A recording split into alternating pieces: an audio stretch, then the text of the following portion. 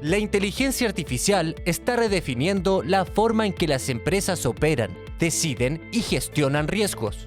Pero entre la oportunidad y el riesgo legal, las organizaciones enfrentan un escenario normativo que avanza más rápido de lo que muchas están preparadas para responder.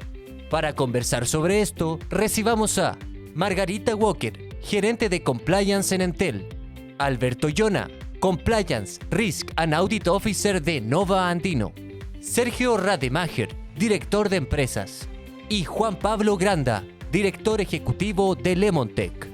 Nos acompañará como moderadora Karen Pido de Women in Compliance Chile. Démosles un caluroso aplauso. Bueno, hola de nuevo. Acá les presento un tremendo panel con unos expositores, pero ya de lujo. Vamos a partir con la política de inteligencia artificial que tenemos en el Estado. ¿Ustedes sabían que Chile tiene una política de inteligencia artificial que viene del año 2021 y la última actualización fue del año 2024? Pero fíjense que dice esta política que la inteligencia artificial y el uso ético de la inteligencia artificial y responsable, centrado en la persona, es su columna vertebral. Es una cosa, pero que está como tremendamente definida y que incluye principios tales como transparencia algorítmica, equidad, no discriminación, explicabilidad y rendición de cuentas. ¿Ya? Eso dice nuestra política de inteligencia artificial. Y la CMF ya adoptó parte de estos criterios en su propia política. Entonces, lamentablemente, nuestra ley de inteligencia artificial sigue en discusión en el Congreso. Entonces, frente a ese escenario estamos como un poquito en tierra de nadie.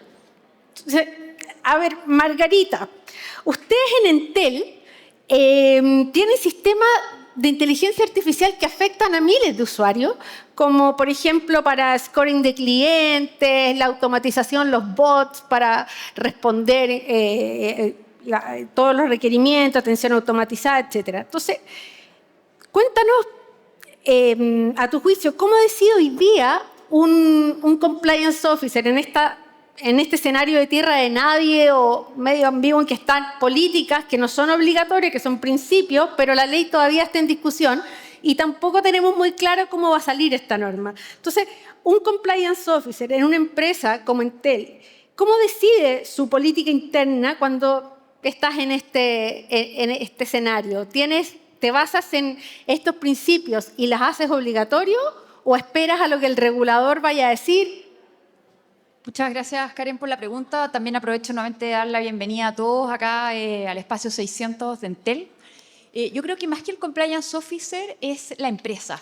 La empresa se tiene que plantear en el fondo dónde están sus riesgos y de esa manera mirar qué es lo que está pasando.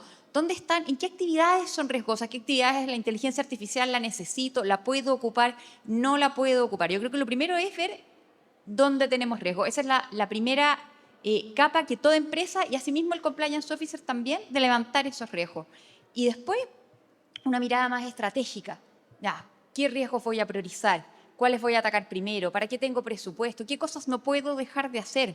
¿Qué cosas necesito para vender más, para vender mejor también a los clientes?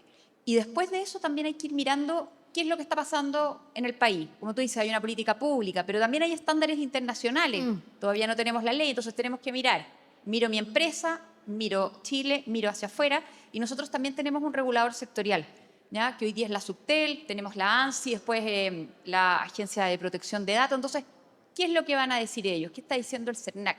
Yo creo que con esas tres capas uno puede ir construyendo un camino de cómo abordar las actividades riesgosas, pero siempre pensando que la protección no sea un stopper para la innovación, ¿ya? O sea, tienen que convivir ambas cosas, las dos cosas, y sobre todo en una empresa como Entel, que es una empresa tecnológica. Perfecto, perfecto. ¿A usted No, primero, muchas gracias por la invitación y nos tocó la hora del terror porque justo después de nuestro panel viene el break, entonces sé que están todos con hambre, pero les quiero adelantar que faltan 32 minutos con 45 segundos para el sanguchito, así que les pido paciencia. Yo creo que es difícil mapear el riesgo de algo que yo no conozco y y no conocemos mucho de inteligencia artificial, más allá de los chateos y ChatGPT, etcétera, que todos hemos hecho, porque la opción es baja. El MIT tenía una cifra hace poquito tiempo atrás que decía que de todas las empresas que han hecho proyectos de inteligencia artificial, solamente un 5% está escalando. Entonces no es masivo. Y el Instituto de Directores o la Asociación de Directores Corporativos de Estados Unidos tenía otro estudio que decía que de todas las compañías que hoy día hicieron una encuesta, el 60% hoy día está hablando de inteligencia artificial, por lo cual tú decís, oye, es bueno, pero de esas solamente un 25% tenía una política de inteligencia artificial. Imagínate. Entonces la pregunta que tú te hacías es, oye, ¿cómo yo voy a gobernar algo que no tenga una política? O sea, es imposible. Entonces, ¿qué es lo que termina pasando? Es que invitan muchas veces al gerente de TI que vaya a hablar al directorio, que le vaya a contar esto, OpenAI, o sea, ChatGPT, Copilot, Anthropic con Claude, etc. Y una conversación súper entretenida, o a veces invitan a pseudo expertos a que hablen de esto, pero al final no es algo profundo, no es algo que de verdad vayas a poder tú traccionar ni mucho menos gobernar. Entonces la pregunta, bueno, ¿qué es lo que hay que hacer? Y yo creo que para mí parte porque tenemos que tener directores que entiendan de inteligencia artificial, es básico. Si quieres que un director vea un estado financiero, tiene que ser de finanzas. Entonces tienen que entender, y no en profundidad, pero suficiente para hacer preguntas. Porque si no, la verdad, se pone bastante complejo.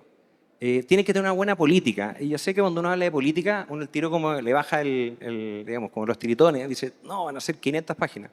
La política puede ser tan simple como, estas cosas se pueden hacer, como organización queremos hacer, estas cosas no queremos hacer, y estas cosas pregúntame. Mapear los riesgos.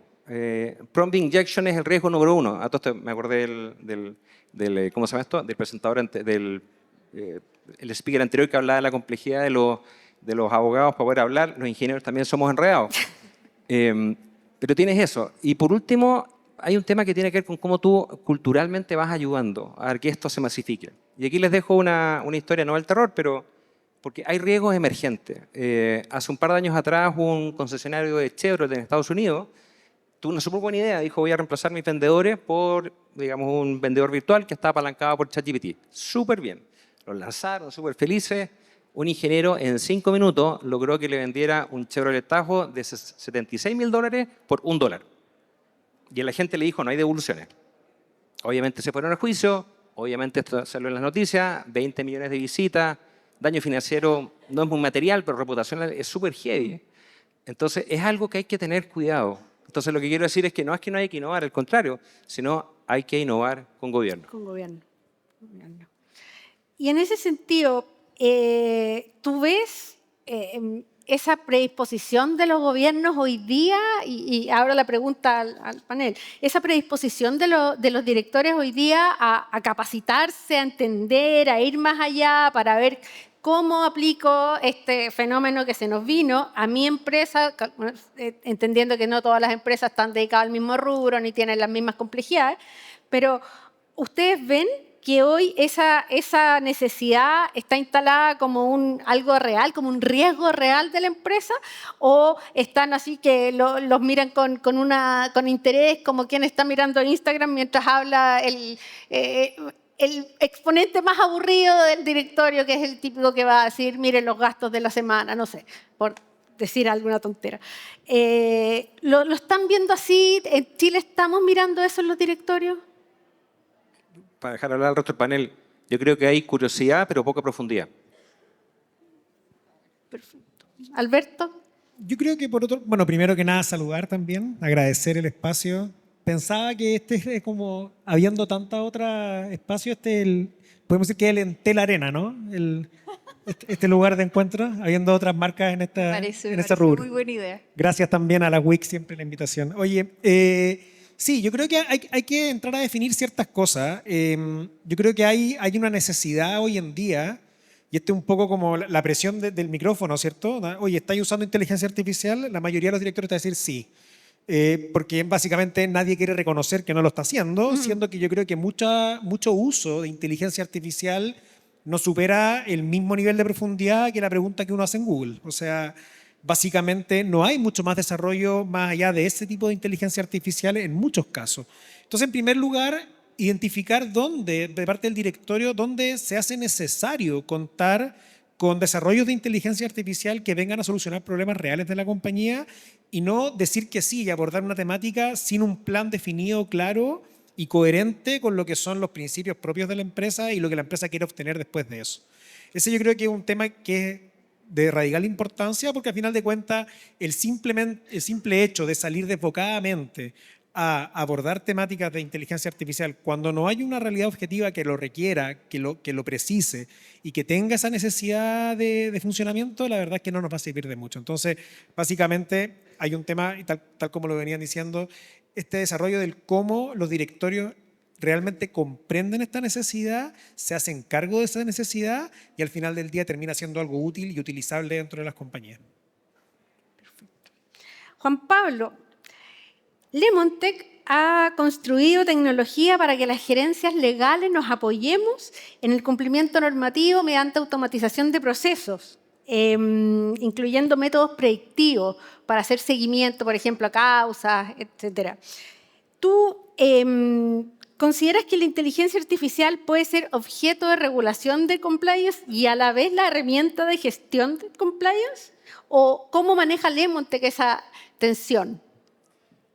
Hola a todos, quedan 26 minutos antes del café. Sé que es la información más importante de todas. Claramente va a ser es objeto, pero yo lo que veo es, tenemos que poner el carro delante del caballo, ¿no? A veces siento que lo estamos viendo al revés. El negocio es el que está tirando de esto, ¿no? Un poco lo que vos comentabas, los directorios tienen que estar viendo esto. Las empresas que no se suban a esto van a quedar detrás. Los procesos, no importa en qué parte del área de la compañía, están cambiando. Hay que repensarlos porque la posibilidad hoy, a través de agentes, de ir más rápido es inequívoca. Por más que algunos proyectos fracasen, que nos encontremos con palos en la rueda y eso, es inequívoco que esta es una tecnología superadora. Entonces tenemos que aprender a articularla. Y el cuerpo normativo se tiene que mover alrededor de esto. Y el compliance tiene que estar soportando esta actividad. Entonces, es más un cómo articulamos esto para que suceda, más que un va a suceder o no va a suceder, lo están viendo o no lo están viendo. Yo creo que todo el mundo lo ve. El que no lo ve está en problemas. Y hay otros mercados que están más adelante que Latinoamérica que ya lo están viviendo en realidad. De vuelta, hay un montón de proyectos que fracasan, pero un montón que están avanzando y que por ahí no se miden bien o que todavía no se han dedicado a esa otra parte. Porque después, claro, la estadística viene después. Hoy hay un montón de gente que está probando cosas nuevas y que está avanzando en esto. No esperemos a que haya el paper ya totalmente certificado con el modus operandi de cómo encararlo para recién ahí tomar cartas en el asunto. Yo lo que creo es hay que, dentro de un marco de seguridad y de cuidado por la protección de datos y eso, iterar, probar, sobre todo en células de aprendizaje, con equipos especializados y eso, pero hay que empezar a probar. Y hay proveedores que están viendo, hoy me preguntabas a nosotros específicamente en Lemontech, claramente nosotros vemos que esto va a ser regulado, pero ya estamos trabajando con la ISO 42001, ya nos estamos anticipando un poco a eso, ya hay formas de gobernanza que hablan de cómo debiera uno encarar esto en cuanto a procesos. El tema es dar los pasos, iterar, no pensar que de una única implementación vamos a resolver todos los problemas, sino ir comiendo, decía mi abuelita, la torta de abocados, ¿no? E ir aproximándonos progresivamente al resultado que queremos generar, pero que es en pos del negocio, en pos de la productividad del negocio. Exacto. Perfecto. Bueno, tenemos también un reglamento de inteligencia artificial europeo. Y este reglamento ya empezó una aplicación a ciertos sectores y su aplicación generalizada inicia en agosto del 2026, o sea, un par de meses más. Mientras tanto, como les decía antes, nuestro proyecto de inteligencia artificial sigue en discusión en el Congreso, por lo tanto no tenemos tanta claridad de cuál va a ser la normativa que nos va a regular. Sergio, en tu experiencia con empresas sometidas a regulación global, ¿están las empresas considerando, y tal como lo decía Margarita antes, esta regulación global, especialmente bueno, las multinacionales o las que tienen más exposición al mercado extranjero, están mirando esta regulación internacional como este reglamento, por ejemplo, u otro, o realmente están más a la expectativa de no, este es un problema de otro, no es mío, yo estoy en Chile, me dedico al mercado chileno. Espero a que me obliguen a hacer algo antes de tomar una posición. Pucha, yo creo que nos va a pasar lo mismo que pasó con la ley de datos personales, que era un copy-paste de la ley europea, la trataron de aplicar en Chile y comenzó siendo una muy mala ley y después fue mejorando. Tiene cosas muy positivas, pero la verdad hay varios temas que eran complejos.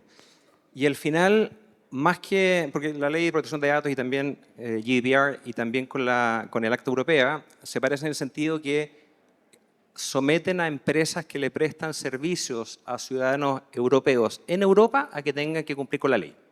Entonces es como extraterritorial. Y lo que ocurrió en Chile, más que fue una locura por tener cumplimiento per se con GDPR, fue que les pegó por rebote por los contratos. Bien. Entonces, y ahí tengo una buena noticia, es que la semana antepasada, el 7 de mayo, se aprobó una extensión de todas las categorías más graves de cumplimiento del Acta Europea del 2027 al 2028. Hubo muchos feedback de la industria. Entonces, creo que eso. Ahora tú decís, bueno, ¿cómo me afecta? De varias maneras. Si yo soy hoy día un proveedor o fabricante de tecnología que le presto servicio a ciudadanos europeos en Europa, la ley me aplica. Y eso es lo que se llama un proveedor en la ley. Si yo soy alguien que utiliza un software de un tercero, para los ciudadanos, soy lo que se llama un desplegador de software. Y tercero viene la parte contractual, que al final les va a pegar a todo. Entonces, es algo que tenemos que, yo creo, mirar con cuidado la aplicación. Ahora, el problema que tú tenéis con esto es que hay hartas industrias que inmediatamente ciertos patrones de despliegue están afectadas a la categoría más grave. Por ejemplo, y esto para que lo tengan en el radar, rating crediticio. Por lo tanto, cualquier fintech o empresa financiera en Chile que haga, usando inteligencia artificial, un rating crediticio, está afecta. Lo mismo con recursos humanos, porque tienes un currículum. Cualquier cosa que tomes decisión sobre una persona con inteligencia artificial te va a afectar. Y eso es un problema, porque ustedes pueden tener hoy día un sistema súper bien hecho y de repente alguien de tecnología, súper buena intención, cambia un sistema algorítmico por uno basado en inteligencia artificial y tú estás automáticamente fuera de compliance. Y con la multa que es hasta el 7% de tus ingresos globales. Entonces, no es juego. Entonces, ahí hay hartos gremios que han estado empujando. La ACTI mandó una carta a la ministra Rincón, la SOFOFA también, para decir, oye, tengamos regulaciones que sean razonables y como decías tú, Juan Pablo, que no pongamos la carreta por delante de los bueyes. Es que no sobreregulemos, porque la ley nos tiene que ayudar, pero si ponemos algo tan pesado por delante, puede terminar siendo como la ley de datos personales, que al final es un impuesto. Perfecto. Y de cara a esta nueva ley de protección de datos, que se viene sí o sí en diciembre y el reloj avanza. Alberto, ¿tú ves razonable que una misma persona concentre funciones de Compliance Officer y Data Protection Officer bajo esta nueva ley a partir de diciembre?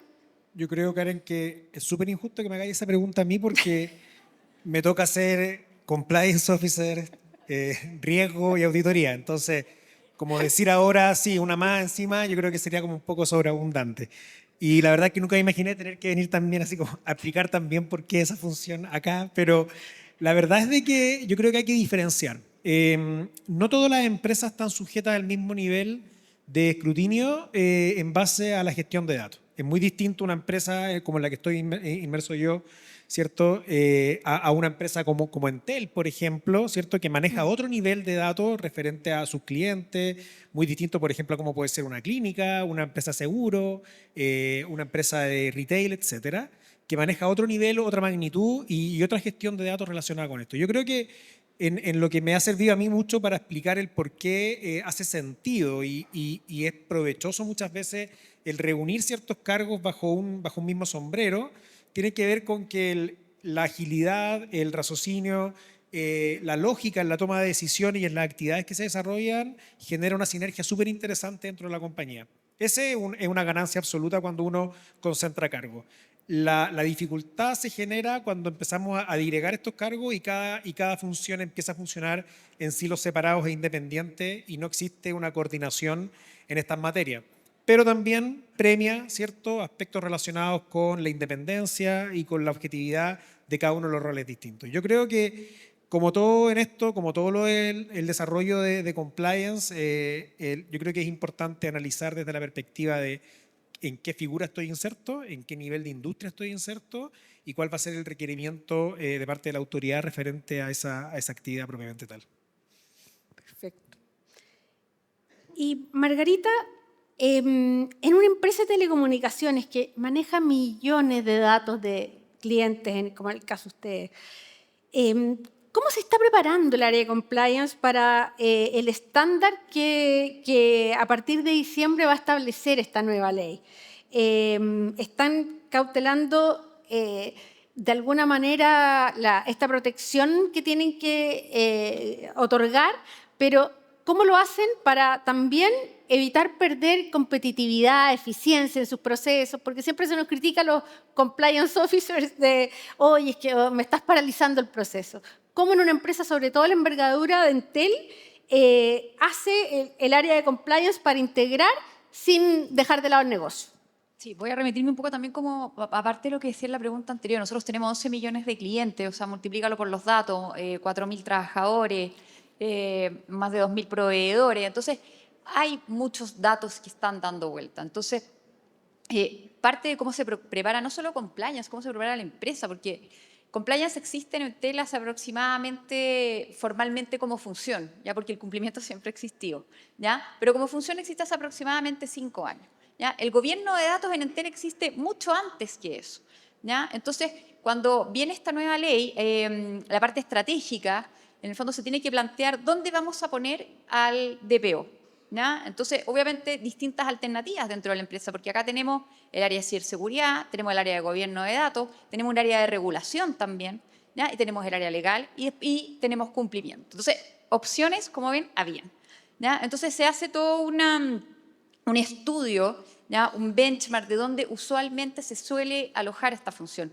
Y finalmente terminamos en el área de compliance, ¿ya? Así que es una muy buena noticia para mí, en el fondo, porque podemos aportar al cumplimiento con lo que sabemos hacer, en el fondo, que es organizar modelos de cumplimiento, ¿ya? O sea, nosotros ya tenemos el de protección al consumidor, entonces datos quedaba como algo muy natural en nosotros, ¿ya? Ya sabíamos que el CERNAC en el fondo ya estaba haciendo incursiones, por decirlo así, en el mundo de la privacidad de los datos de los clientes, ¿ya? Y nos hemos preparado, por eso te digo, una mirada como estratégica, apetito al riesgo, cuál es la tolerancia, qué es lo que queremos hacer, qué datos manejamos, revisemos de nuevo cuáles son los datos que estamos manejando, cuáles son los datos que queremos manejar, ¿ya? Los temas de geolocalización, por ejemplo, también. ¿Para qué vamos a ocupar la inteligencia artificial? No puede estar ajeno a la discusión hoy día las dos cosas, ¿ya? Yo diría que temas de sistematización también, es como Entel también se ha preparado, buscando en el fondo los mejores software para poder gestionar los consentimientos, gestionar los datos,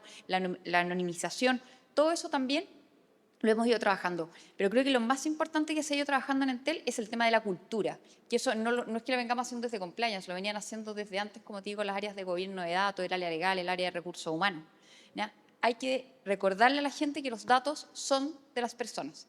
Los datos personales son de las personas, no son de Entel, no son de una área, entonces tenemos que cuidarlo y en eso estamos trabajando, aparte de hacer las matrices, generar el modelo, pero sobre todo en relanzar en el fondo la concientización de que los datos son de las personas. Perfecto. Y Juan Pablo, ¿ustedes cómo se están preparando? ¿Cómo resuelven ustedes este nuevo escenario que se nos viene con esta nueva regulación que es bastante más exigente que lo que había hasta ahora? Nosotros, nuestro enfoque, más que automatización, que era la palabra que usabas al principio, es andamiaje, es cómo damos plataforma para que esta información se pueda mover eficientemente, pueda llegar a las personas que lo necesitan y no llegar a las que no tienen que acceder a ellas, cómo interfacea el público, el cliente externo con las interacciones dentro de la compañía y que todo eso esté en un entorno seguro y cuidado. parte lo decía antes, nosotros estamos trabajando ya bajo la normativa 42.001 que nos da ciertos principios de gobernanza y nos permite articular nuestras propias soluciones.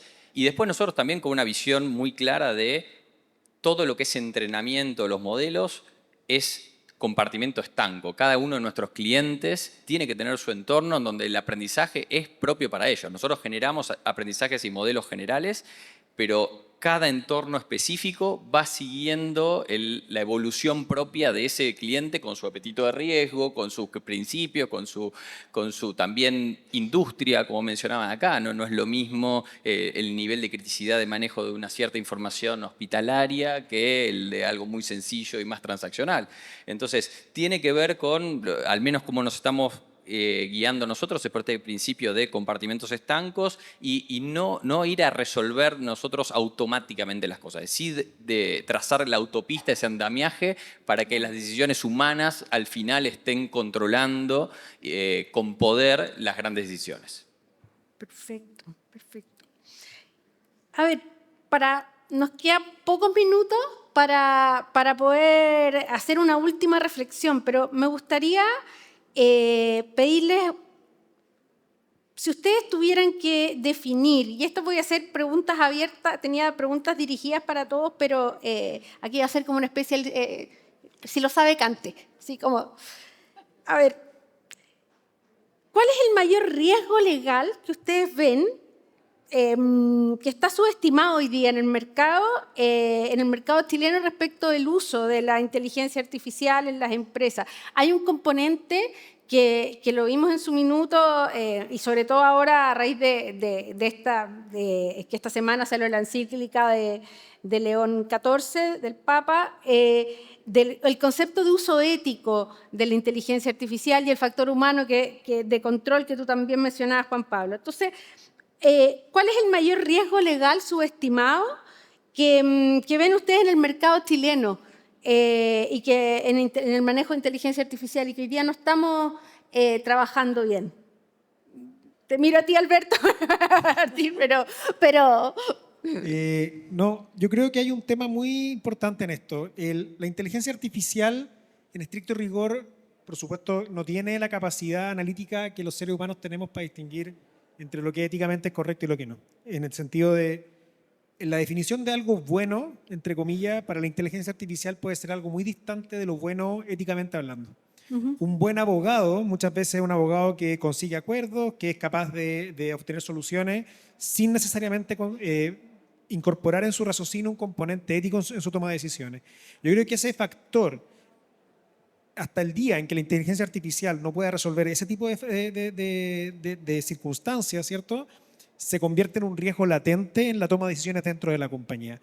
El resultado que la inteligencia artificial puede llegar a través de un análisis, sea, por ejemplo, incluso aspectos colusorios en términos de pricing con otras inteligencias artificiales, genera un riesgo latente dentro de lo que es la gestión de la empresa. Y detrás de eso tiene que existir siempre la visión humana de qué es lo correcto, qué no es lo correcto. Tal como lo decía la encíclica del Papa, ¿cierto? Hay un uso ético detrás de esto que tiene que tener un respaldo humano y una mirada humana del cómo se enfrentan este tipo de situaciones. Si se lo dejamos a las máquinas, muy probablemente el raciocinio ético que las máquinas tengan va a diferir de lo que corresponde en definitiva hacer. Y ese es un riesgo que va a existir y que si le vamos entregando a las máquinas la posibilidad de adoptar decisiones, seguramente nos vamos a acercar mucho a la materialización de un riesgo en esa materia. Perfecto. ¿Comparten esa visión? Sí, yo creo que le sumaría el componente cultural que se habló antes, ¿no? El uso indiscriminado de herramientas adentro puede generar problemas. Entonces, también ahí yo creo que hay que compartimentar los usos y poner ciertos límites a lo que es esperable que se haga dentro de cada área o departamento, ¿no? Yo creo que si lo dejamos al libre albedrío y no tomamos las herramientas adecuadas, porque una cosa es una herramienta, no sé, voy a hablar un poco autorreferente, pero Lemontech te deja hacer algunas cosas concretas. No podés usar la inteligencia artificial que tenemos nosotros para cualquier cosa. La podés utilizar para fines concretos, supervisado con alucinación y con controles finales humanos. Entonces, pero si vos dejás un Claude abierto y que la interpretación y prompting personal sea lo que guíe cómo termina esa información procesada, podés terminar en cualquier lado. Entonces, también un poco esa compartimentación y poner límites internos en el marco de la cultura de la compañía me parece que es algo importante, que de alguna manera blinda un poco la seguridad de la compañía. Perfecto. Sergio, ¿qué pregunta debería hacerse hoy día obligatoriamente un directorio de cara a enfrentar estos nuevos desafíos? Si alguien que quisiera implementar una política o una regulación interna de la empresa en materia de inteligencia artificial, ¿qué preguntas debería hacerse y que a lo mejor no se están haciendo? Se vienen como 3 historias a la cabeza, pero me acuerdo un jefe hace muchos años me decía, no me digas por qué no, sino dime cómo sí. Y que lo primero tenemos acá un problema que hay que adoptarlo, el incentivo económico es demasiado fuerte, no puedes tomar el riesgo de no subirte al carro porque lo más probable es que tu compañía en algunos años más va a desaparecer. Porque la estructura de costos que tienes cuando adoptas inteligencia artificial es dramáticamente inferior a una empresa tradicional. Entonces, primero hay una pregunta que tenemos que dejar a nivel directorio de buscar motivos por los cuales no y decir cómo lo vamos a hacer. Ahora, siendo responsable, esto tiene riesgo. De que me acuerdo de otra historia que hablaba con un amigo años atrás que era fiscal de una compañía y yo le decía, estábamos hablando de algunos temas que eran bien de punta, tecnologías emergentes, le decía, y me decía, oye, estamos bien, no te preocupes, echémosle para adelante. Y yo le decía al después, pero no te olvides que si yo me voy a la cárcel, tú me abrís la puerta a la celda. Entonces, hay riesgo, pero eso no tiene que paralizarte, porque si nuevamente es, y no va a ser perfecto, pero hay que avanzar. Y por último, me acuerdo otra cita, la verdad no historia, que esto es un tema que nos ha pasado antes, entonces al final de repente como que uno se nubla y dice la inteligencia artificial es algo completamente nuevo, pero tuvimos las mismas preguntas en el año 2000 con el tema de la internet y más atrás. Incluso me acuerdo un manual de IBM en los años 70 que decía clarito, oye, una máquina nunca puede ser responsable. Por lo tanto, una máquina nunca puede tomar una decisión de gestión importante. Por lo tanto, al final, esto, oye, es inevitable, hay que avanzar, dejar que la máquina tome decisiones sola, que para mí es el principal riesgo, nunca, pero tener una persona al medio, con directores informados, con una buena política, bien mapeados los riesgos de ciberseguridad y una hoja de ruta clara, yo creo que es el camino. Perfecto. Y